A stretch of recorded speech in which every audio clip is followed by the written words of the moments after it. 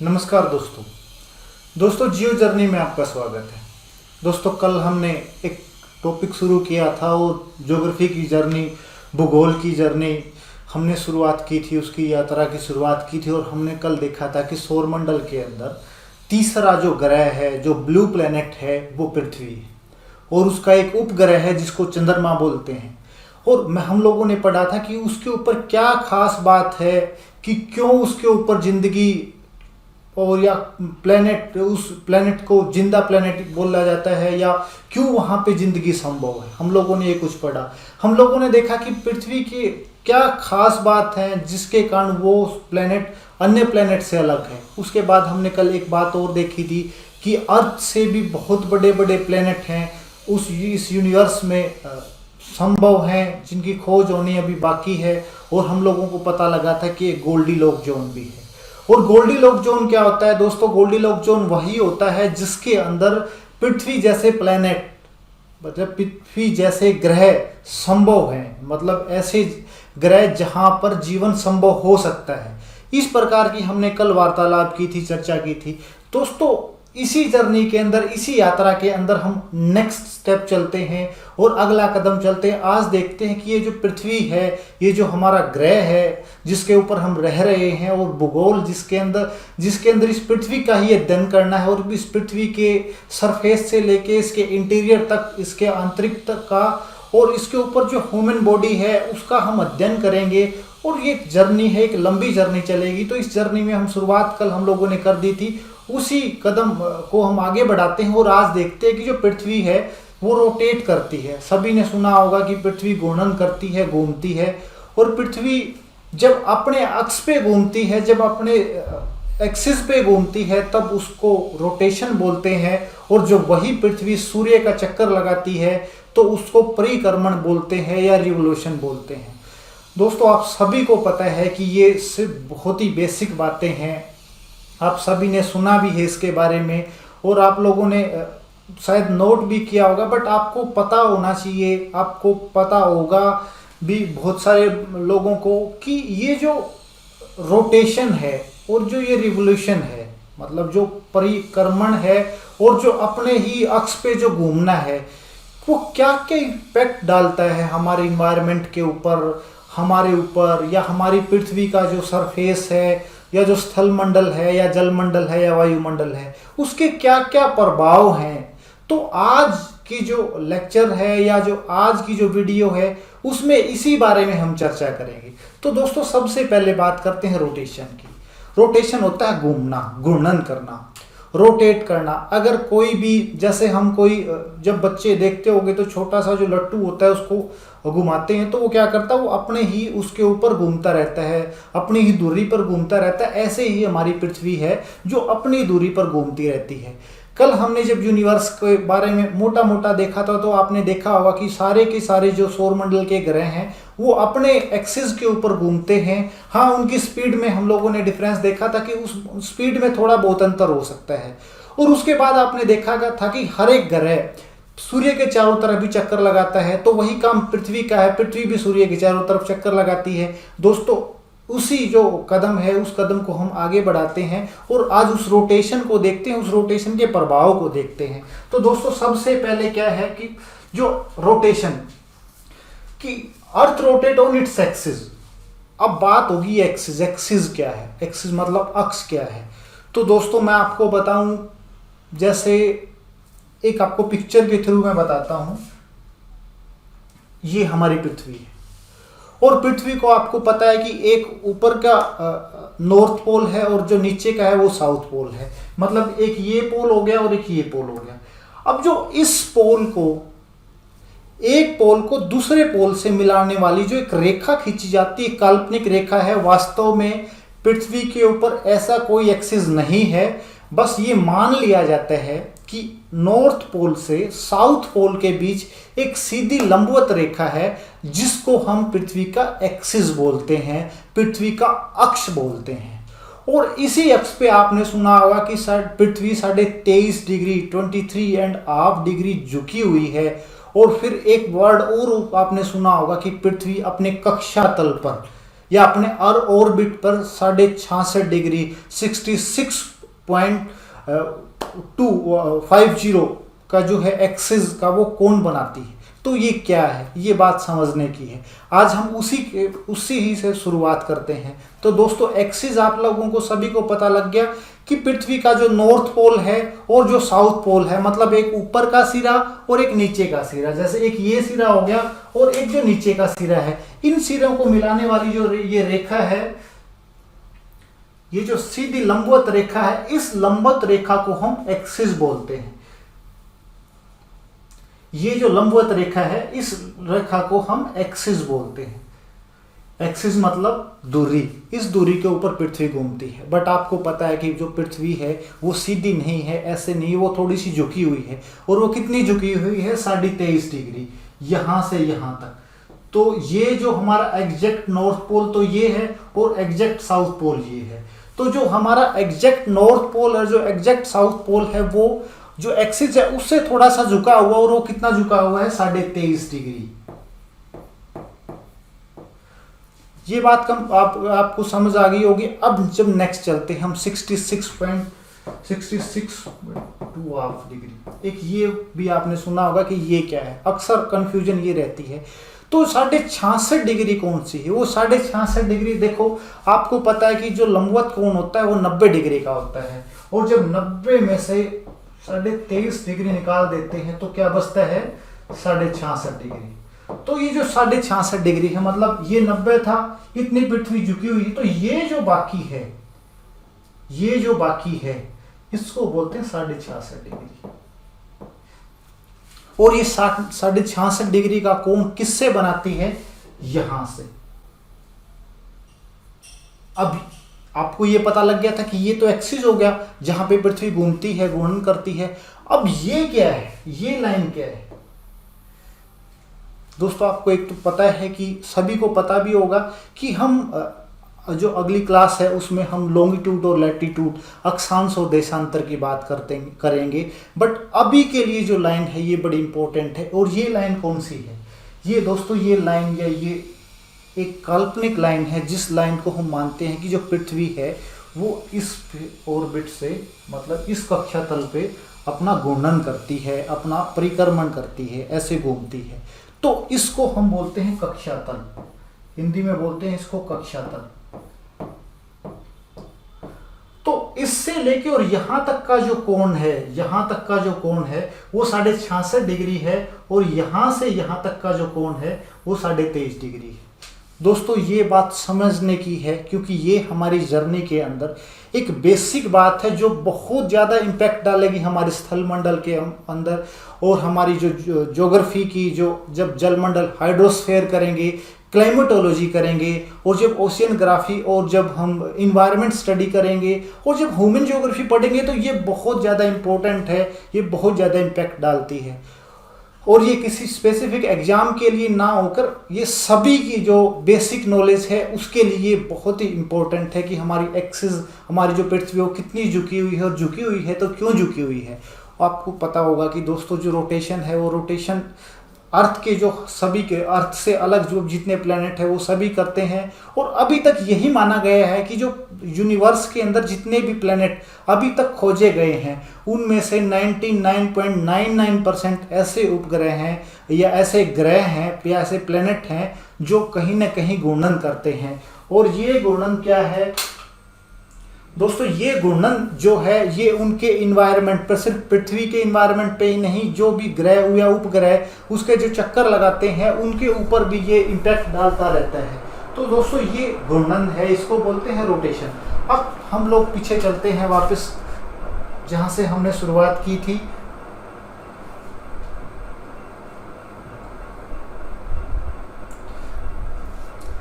This spinning of the earth around its axis was called rotation. ये आपको पता लग गया, हम इसकी बात कर दी। 23.5 डिग्री झुकी हुई है, ये भी बात होगी। अब चलते हैं आगे। अब ये जो रोटेशन है, ये जो घूर्णन है, अब ये इसका फायदा क्या है? ये है क्या, क्यों घूमती है, इसका बेनिफिट क्या है, कैसे पता लगता है ये किस साइड से किस साइड तक घूमती है? तो अगर आप देखो तो जो हमारी अर्थ है उसकी जो रोटेशन स्पीड है या जो रोटेशन की जो गति है वो वेस्ट टू ईस्ट है, मतलब यहाँ से लेके वो ऐसे चक्कर लगाती है।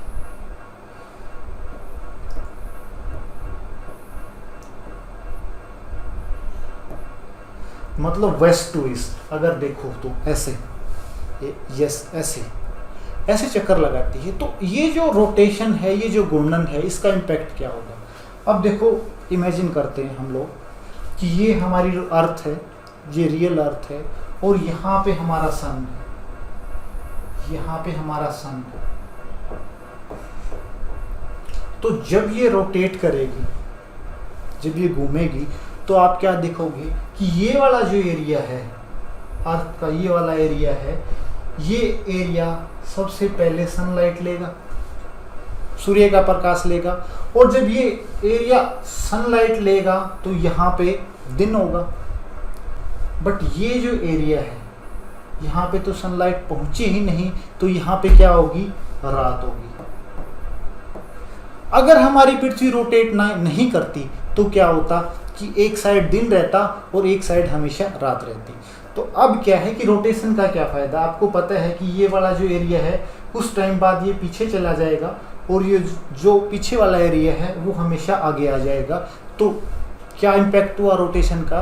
रोटेशन के होने से हमारी पृथ्वी के ऊपर दिन और रात होते हैं। ये बात समझ आई। आगे चलते हैं।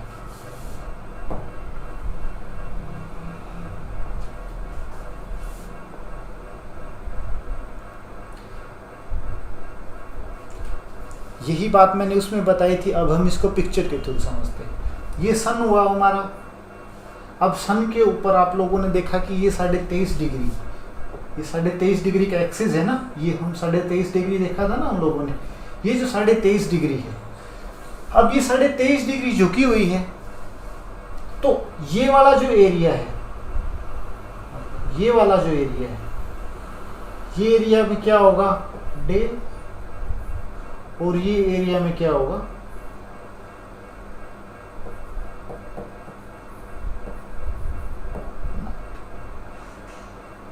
और जो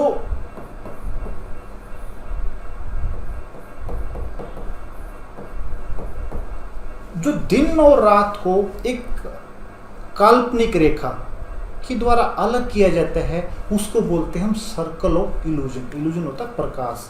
ये आप लोग देखोगे, सर्कल ऑफ इल्यूजन मतलब एक ऐसी काल्पनिक रेखा जो दिन और रात को अलग करती है। अब ये काल्पनिक रेखा कैसे है, जैसे कोई बॉल हुई, कोई भी बॉल हम अगर राउंड शेप की कोई बॉल लेते हैं और ये बॉल हमारे सामने ऐसे है।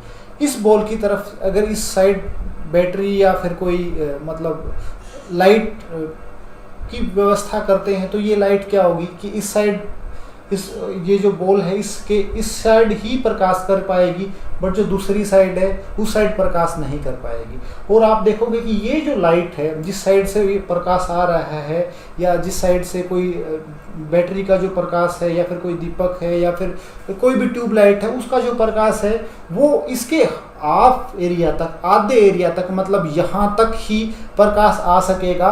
बट बाकी का जो एरिया वो होगा वो अंधेरे में रहेगा और ये होगा ये लाइट में रहेगा। ऐसे ही सेम काम हमारी पृथ्वी के साथ है। तो ये जो एरिया है, मतलब ये जो लाइन है जो दिन और रात को अलग अलग करती है, इसको बोलते हैं हम सर्कल ऑफ इल्यूजन। मतलब एक ऐसा सर्कल, एक ऐसी काल्पनिक रेखा जो दिन और रात को अलग करती है। उसके बाद आप लोग देखोगे कि सेकंड इम्पैक्ट क्या है जो पृथ्वी घूमती है। तो पृथ्वी का जो सेकंड इम्पैक्ट है, आप लोगों ने स्ट्रीम्स के बारे में, आप लोगों ने करंट के बारे में या फिर महासागरीय धाराओं के बारे में आपने सुना होगा। तो सेकंड इम्पैक्ट क्या है अर्थ का, कि अर्थ जब घूमती है तो उसके कारण, मतलब आप लोगों को पता है कि अर्थ की ये जो मूवमेंट है वो वेस्ट टू ईस्ट है। तो जो इसके ऊपर जो वाटर है, जो हम लोगों ने देखा था कि 71% वाटर है और 29% लैंड सरफेस है। तो कल हमने देखा था इसी 71% के कारण हम लोग हमारे प्लेनेट को ब्लू प्लेनेट बोलते हैं। और जब ये रोटेट करेगा, जब ये घूमेगा, तो आप लोगों को पता है कि जो जल है या जो लिक्विड है उसकी एक प्रॉपर्टी होती है कि वो लिक्विड साथ में न रह के पीछे की तरफ जाएगा। जैसे कोई बोतल है, कोई पानी की बोतल है, जैसे हम ये बोतल लेते हैं, तो इस बोतल में अगर ये है, ये हमारी अर्थ है, और इस अर्थ को जब हम लोग इस साइड घूमना ये शुरू करेगी तो क्या होगा कि ये जो जल है इसके अंदर का जो वाटर है वो पीछे की तरफ जाएगा। तो ऐसा ही दोस्तों सेम काम अर्थ के साथ है। इसीलिए जो हमारी जो करंट हैं, जो हमारी तरंगे हैं बोलते हैं, जिसको जलधाराएं हैं, वो ईस्ट टू वेस्ट जाती हैं। थर्ड इम्पैक्ट क्या हुआ, जब ईस्ट टू वेस्ट जलधाराएं चलती हैं तो सीधी सी बात है कि हमारे जो अर्थ है उसके ऊपर एक कवर किस चीज़ का है, पर्यावरण का या एटमॉस्फेयर का।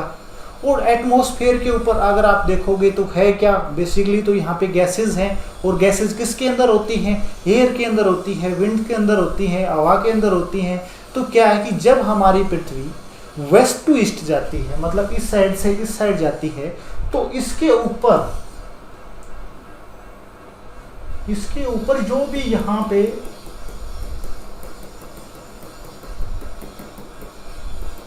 वायु थी, तो वायु कैसे जाएगी, वो वायु भी सेम प्रॉपर्टी जल की तरह, लिक्विड की तरह ईस्ट टू वेस्ट जाएगी। तो जो रोटेशन है, उस रोटेशन के क्या क्या फायदे हम लोगों ने देखे। एक क्या है, उसके कारण दिन और रात होते हैं। सेकंड क्या है, उसके कारण विंड ब्लो होती हैं, मतलब पवनें चलती हैं, हवाएं चलती हैं।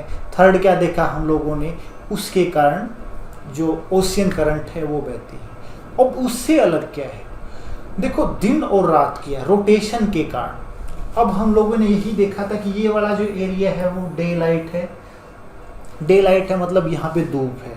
और ये वाला जो नाइट है वहाँ पे मतलब डे नाइट है, वहाँ पे रात है। और आप लोगों ने देखा होगा कि रात को ठंडक ज़्यादा होती है और दिन में गर्मी ज़्यादा होती है। अगर ये पृथ्वी घूमना बंद कर दे, रोटेट करना बंद कर दे, तो जो एरिया इस साइड है वो हमेशा धूप लेगा ना। और जब धूप लेगा तो वहाँ पे टेम्परेचर क्या होगा, बढ़ेगा, तापमान बढ़ेगा ना, तापमान बढ़ेगा। और तापमान बढ़ेगा तो क्या होगा, गर्मी होगी। और अगर आपको सारा दिन या फिर किसी बच्चे को या किसी बड़े को सारा दिन धूप के अंदर रखा जाए तो क्या होगा, वो इरिटेट हो जाएगा। थोड़े टाइम बाद क्या होगा कि कोई बहुत सारी बीमारियों से वो ग्रसित हो जाएगा।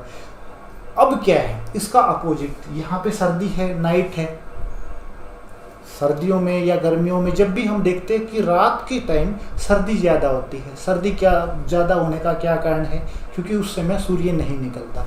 तो इस साइड रात है तो यहाँ पे टेम्परेचर क्या होगा, कम होगा। तो अगर पृथ्वी घूमना बंद कर दे तो हमारी जो पृथ्वी के ऊपर जो टेम्परेचर है, एवरेज टेम्परेचर है, जो हम लोगों ने कल देखा था कि 10 डिग्री जो है टेम्परेचर, एक एवरेज टेम्परेचर हम लोग मानते हैं हमारे सरफेस का, एटमॉस्फेयर का। अगर ये 10 degree Celsius 10 degree Celsius temperature क्यों है, क्योंकि पृथ्वी घूमती है। जब यहाँ पे गर्मी होती है तो यहाँ पे सर्दी होती है, मतलब ठंड होती है। और जब यहाँ ये वाला एरिया यहाँ पे आता है तो यहाँ पे गर्मी हो जाती है और यहाँ पे ठंड हो जाती है। तो इससे क्या है, रोटेशन होती है और जो हमारा टेम्परेचर वो प्रभावित होता है। अब अगली बात देखते हैं, अगर हमारी पृथ्वी घूर्णन नहीं करती होती, घूमती नहीं, रोटेट नहीं करती, तो क्या होता। अगर पृथ्वी रोटेट नहीं करती तो अगर टेम्परेचर ज़्यादा है, आप लोगों ने देखा कि यहाँ पे सनलाइट है, यहाँ पे सनलाइट है, मतलब टेम्परेचर ज़्यादा है। और टेम्परेचर ज़्यादा है तो वहाँ पे जो पानी होगा उस पानी की वाष्पोत्सर्जन होगा और जो वायुमंडल है हमारा उसके अंदर आर्द्रता बढ़ेगी। और जब आर्द्रता बढ़ेगी, हमारी ह्यूमिडिटी बढ़ेगी, तो बारिश होगी, और बारिश होगी तो दोबारा फिर उन जगह पे पानी पहुंचेगा जहाँ पे पानी की कमी है, या हमारा जो वाटर साइकिल है या जल चक्कर है उसकी क्रिया पूर्ण होगी, और हमारा जो पूरे के पूरा सरफेस है, जो हमारा एनवायरनमेंट है, वो क्या होगा, विकसित होगा। और जब विकसित होगा तो क्या होगा, मानव को भी फायदा होगा। तो अब क्या हम लोगों ने क्या देखा कि अगर अर्थ रोटेट नहीं करती तो क्या क्या प्रभाव होते। अब देखो, सबसे पहले क्या देखा कि करंट, जलमंड मतलब जो हमारा समुद्र है उसके अंदर जो जल तरंगे हैं वो चलती हैं, या जो वाटर करंट है वो चलती है। सेकंड क्या है, हवाएं चलती हैं। और थर्ड क्या है, टेम्परेचर बैलेंस रहता है।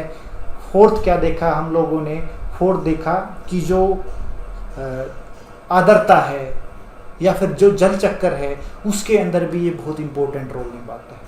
उससे अलग क्या है दोस्तों, आप लोगों ने एक वर्ड सुना होगा, चक्रवात। चक्रवात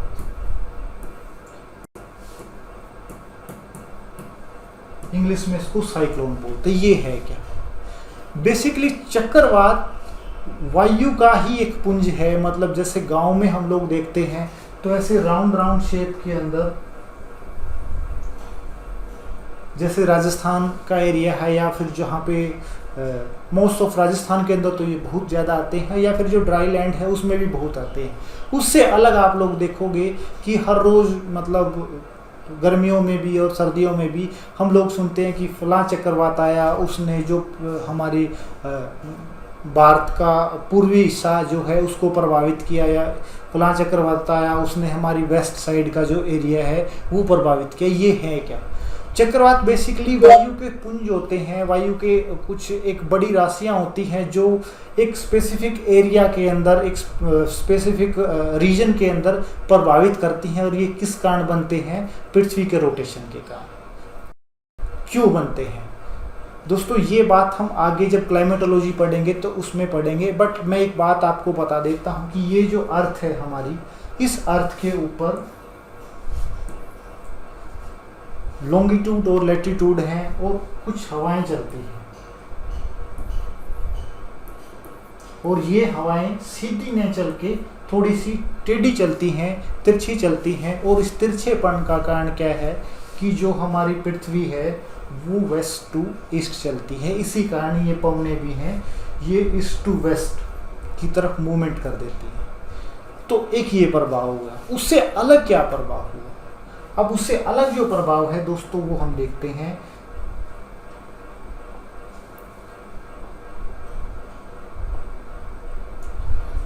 आप सभी को पता है, हम लोगों ने देखा साइक्लोन, और जो हमारी पृथ्वी या जो के कारण जो वायु है, जो वायु राशियां हैं वो अपनी जगह से थोड़ा विचलित हो जाती हैं। तो उस विचलन के लिए एक स्पेसिफिक वर्ड, एक स्पेसिफिक शब्दावली भूगोल के अंदर प्रयोग की गई है, और उसको बोलते हैं कोरियोलिस इफेक्ट या कोरियोलिस फोर्स।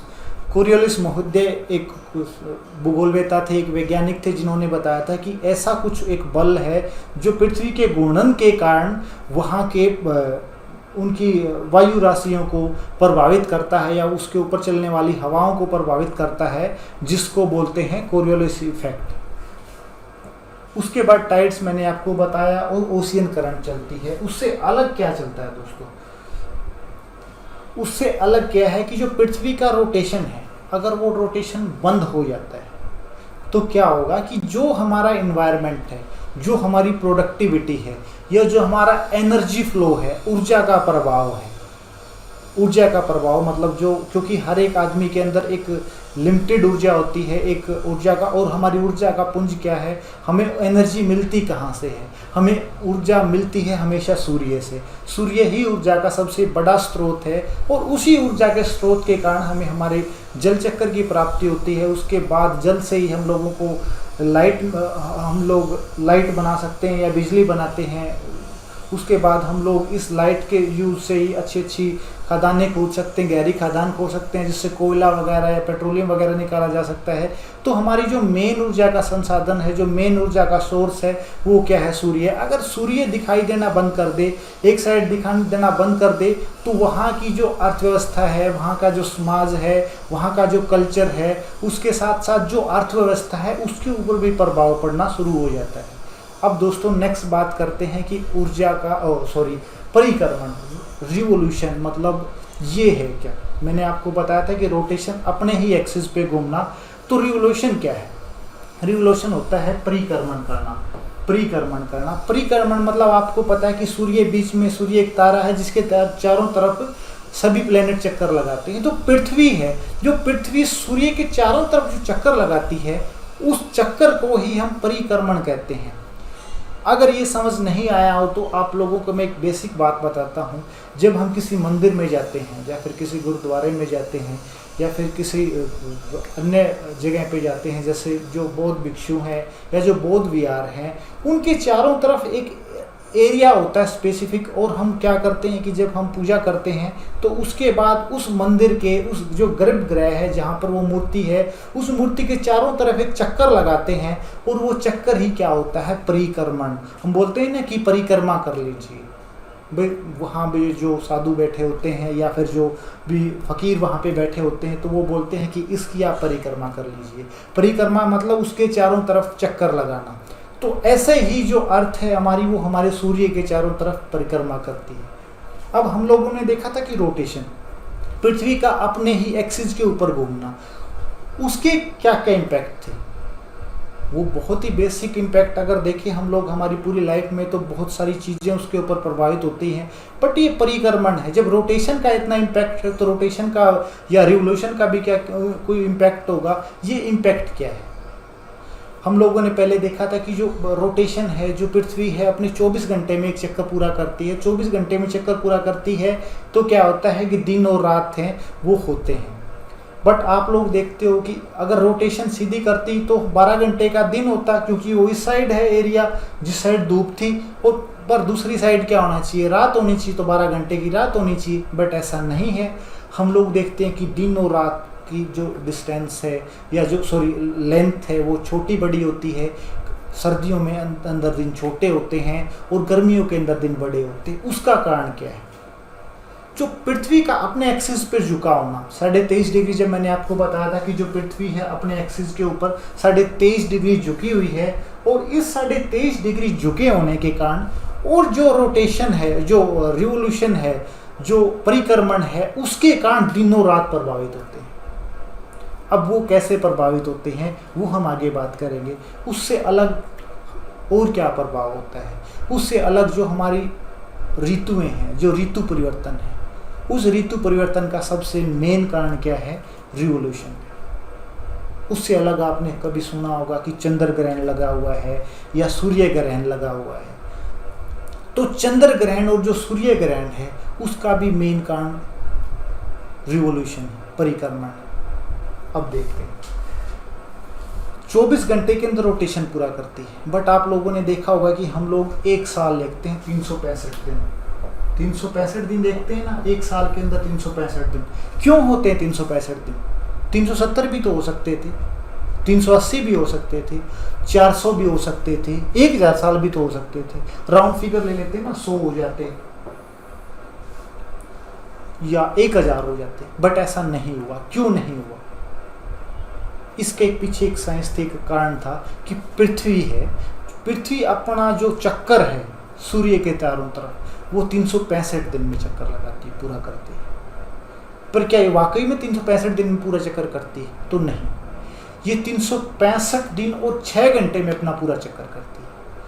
जब 365 दिन और 6 घंटे में जब अपना ये पूरा चक्कर करती है, तो फिर 365.14 या 6 घंटे क्यों नहीं लिखते? एक साल में 365.6 घंटे क्यों नहीं होते? तो दोस्तों इस समस्या के समाधान के लिए क्या किया कि हम पूरे ईयर को 365 दिन का मान लेते हैं और 6 घंटे एक पहली साल के 6 घंटे, अगले साल के, और तीसरी साल के फिर 6 घंटे, और जब 4th ईयर आएगा उस 4th ईयर के अंदर फिर एक दिन मतलब 6 घंटे हो जाएंगे, तो 6 6 6 6 24 हो गए ना। तो उन 24 घंटे के अंदर एक दिन हो जाता है, और एक दिन हो जाता है, और जब एक दिन होता है तो उस एक दिन को हम फरवरी के अंदर ऐड कर देते हैं, और फरवरी 28 की जगह 29 दिन की हो जाती है। इस 29 दिन की फरवरी को कौन सा साल बोलते हैं? Leap year. तो लीप ईयर का जो कॉन्सेप्ट है वो पृथ्वी के जो परिक्रमण है, सूर्य के चारों तरफ जो चक्कर लगाना है, उसके कारण ही है। नहीं तो अगर पृथ्वी सूर्य के चारों तरफ चक्कर नहीं लगाती तो हमारे पास कोई ज़रूरत नहीं थी ये हमारी साल 365 दिन की करनी है, फिर हम उसके खुद के हिसाब से 10 दिन का, 20 दिन का, साल ये मतलब 100 दिन का या 1000 दिन का कैसे भी अपने साल को एडजस्ट कर सकते थे। तो दोस्तों उसके बाद क्या है,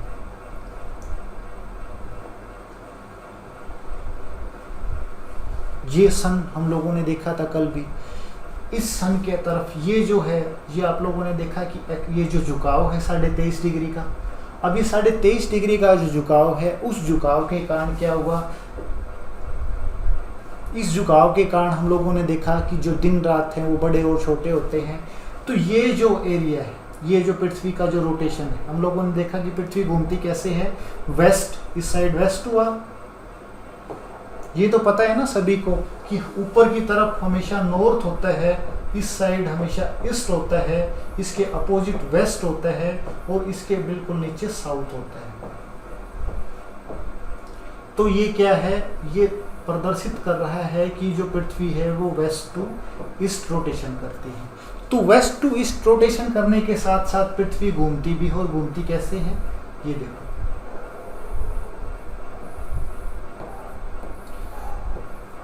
पृथ्वी का रोटेशन कैसा हुआ, मतलब पृथ्वी का रोटेशन क्या हुआ, वेस्ट टू ईस्ट हुआ, और जो रिवोल्यूशन है वो कैसे हुआ, वो रिवोल्यूशन भी वेस्ट टू ईस्ट ही हुआ। मतलब ऐसे ही हुआ ना, ऐसे ही देखा हम लोगों ने कि ये तो वेस्ट था, वेस्ट टू ईस्ट, मतलब ऐसे चक्कर लगाती है। और जो ऐसे चक्कर लगाती है तो ये जो आपको पिक्चर दिखाई दे रही है, इससे अलग, क्योंकि जो पृथ्वी का जो परिक्रमण का जो चक्कर है वो कैसे है, वो बिल्कुल सेंटर में ना होके कि पृथ्वी का जो परिक्रमण है वास्तव में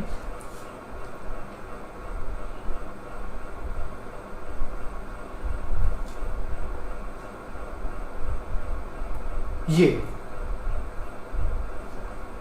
मतलब देखो अगर ये देखे जाए यहाँ से लेके और यहाँ तक, और यहाँ से लेके यहाँ तक जो डिस्टेंस है उसके अंदर अंतर, वास्तव में जो पृथ्वी का परिक्रमण है या जो पृथ्वी का रिवोल्यूशन है वो इस तरह से है। मतलब एक बार पृथ्वी सूर्य के नज़दीक आती है और एक बार सूर्य से दूर जाती है, और जब पृथ्वी सूर्य के नज़दीक आती है तो इसकी स्पीड ज़्यादा होती है, और जब पृथ्वी सूर्य से दूर होती है तो उसकी स्पीड कम होती है। और जब पृथ्वी सूर्य के निकट होती है तो उसमें एक घटना है, उसके लिए एक वर्ड यूज करते हैं, उसको बोलते हैं पेरिहीलियन, क्योंकि यहाँ पे डिस्टेंस कितने हैं 91.4 मिलियन पेरिहीलियन, और इसको बोलते हैं हिंदी में उपसोर।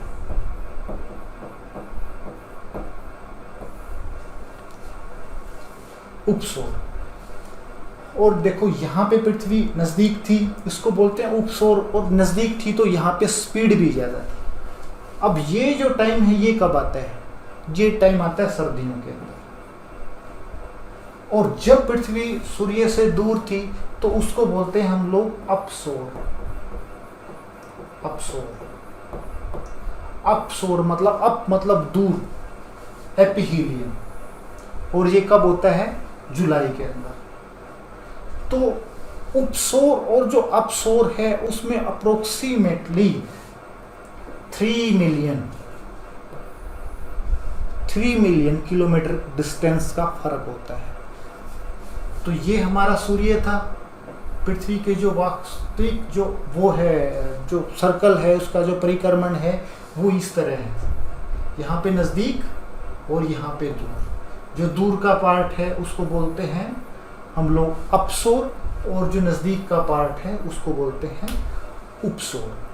तो अब क्या है, वैसे एवरेज डिस्टेंस आपको पता है कि 150 मिलियन या 15 करोड़ किलोमीटर उसको मानते हैं।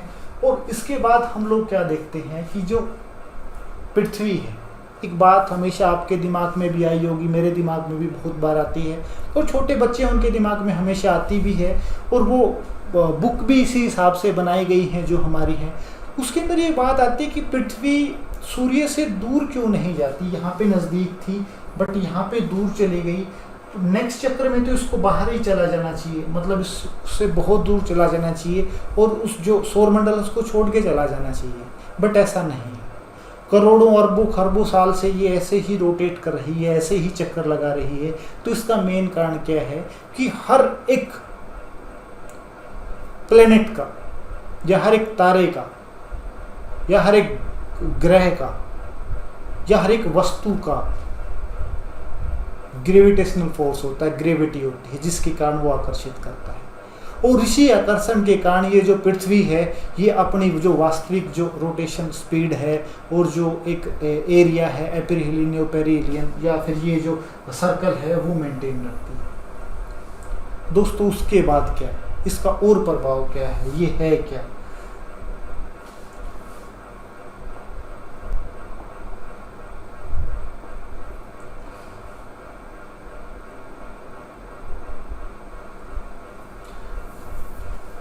हम लोग बात कर चुके हैं कि इसका डे और नाइट के ऊपर इम्पैक्ट होता है। उससे अलग क्या है कि डेवलपमेंट ऑफ ब्रीज, मतलब जब पृथ्वी झुकी हुई होती है तो ये जल धाराओं के ऊपर, करंट के ऊपर कैसे इम्पैक्ट डालते हैं।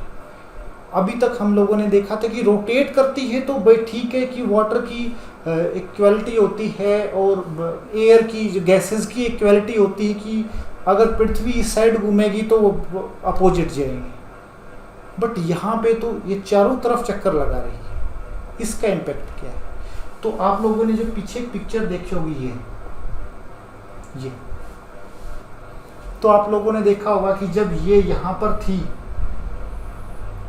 और जब ये यहाँ पर थी, मतलब अब हम यहाँ पे देखते हैं कि ये जो सूर्य है हमारा, ये सूर्य है, वो जब ये मकर रेखा के ऊपर, कैप्रिकॉर्न के ऊपर चमकता है तो हमारे यहाँ पे सर्दी होती है, और जब ये हमारी कर्क रेखा पर चमकता है तो हमारे यहाँ पे गर्मी होती है। तो जो गर्मी और जो सर्दी है, उस गर्मी और सर्दी के इम्पैक्ट के कारण, उस प्रभाव के कारण हमारे जो करंट है, जैसे जो मानसून है वो प्रभावित होती है, या जो ब्रीज हैं वो प्रभावित होती है, जो हवाएं हैं वो प्रभावित होती हैं। क्योंकि जब गर्मी हमारे यहाँ पे होगी तो हमारा जो क्या बोलते हैं कि जो हमारा सरफेस है वो गर्म हो जाएगा, और गर्म हो जाएगा तो यहाँ पर एयर प्रेशर जो है वो कम हो जाएगा, और उस एयर प्रेशर को भरने के लिए दूसरी जगह से हवाएं चलना शुरू हो जाएंगी। तो जो लोकल ब्रीज हैं, जो रीजनल जो हवाएं हैं, उनके चलने के पीछे कहीं ना कहीं रिवोल्यूशन, जो परिक्रमण है, उसका भी हाथ होता है। उसके बाद क्या इम्पैक्ट है, उसके बाद क्या इम्पैक्ट है, सोलर और लूनर, सूर्य ग्रहण और चंद्र ग्रहण, ये भी परिक्रमण के कारण होता है। ये बड़ी सोचने की बात है। पर दोस्तों ये है क्या, क्यों होते हैं? क्योंकि अगर आप देखोगे कि सूर्य की परिक्रमा पृथ्वी कर रही है और पृथ्वी की परिक्रमा चंद्रमा कर रहा है, उसी प्रकार बुध और शुक्र और बृहस्पति, मंगल, अरुण, वरुण, शनि, सब के सब चंद्रमा, मतलब सब के सब सूर्य की परिक्रमा कर रहे हैं। और सिर्फ जो सूर्य ग्रहण है और जो चंद्र ग्रहण है वो सिर्फ पृथ्वी पर ही नहीं लगते, वो अन्य ग्रहों पर भी लगते हैं, और उन सभी ग्रहों पर लगते हैं जिन ग्रहों के उपग्रह हैं। तो दोस्तों जो सोलर है, सोलर एक्लिप्स है और जो लूनर एक्लिप्स है, चंद्र ग्रहण और जो सूर्य ग्रहण है, इसकी चर्चा हम नेक्स्ट लेक्चर में या अगली क्लास में करेंगे। तब तक दोस्तों के धन्यवाद। अगर आपको वीडियो अच्छी लगी हो तो इसको लाइक करना, अगर आपको अच्छी नहीं लगी हो तो आप इसमें कमेंट करना और बताना कि इसमें क्या गलतियां हैं, ताकि नेक्स्ट टाइम जब मैं वीडियो बनाऊंगा तो मैं देख सकूंगा कि ये गलतियां हैं और उनको मैं कवर कर सकूंगा। और आपको लगे कि इसमें ये भी ऐड हो सकता था या मैंने कुछ इन्फॉर्मेशन गलत आपके साथ साझा की है तो वो भी मुझे बताना, ताकि मैं भी आपसे कुछ सीख सकूं। तब तक के लिए धन्यवाद।